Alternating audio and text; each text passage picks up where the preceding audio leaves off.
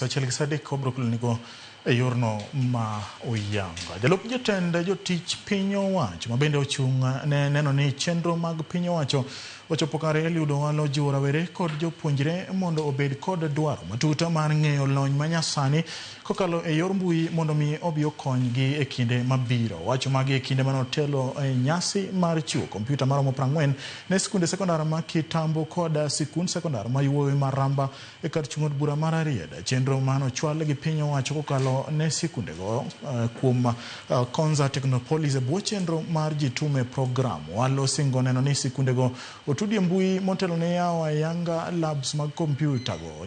Nyasino noyuore gi komishona ma kaunti ma Siaya Norbert Komora, jalup komishona Linda Lusweti gi mamoko.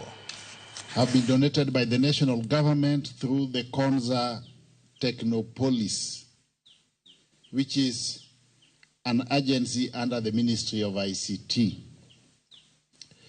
And this Jitume digital program is part and parcel of President Ruto's development agenda. When we came into government, the president decided that one of the ways and means we are going to utilize to empower our youth, more so students, is by way of digital skilling, enabling the young boys and girls to get digital skills and also digital jobs.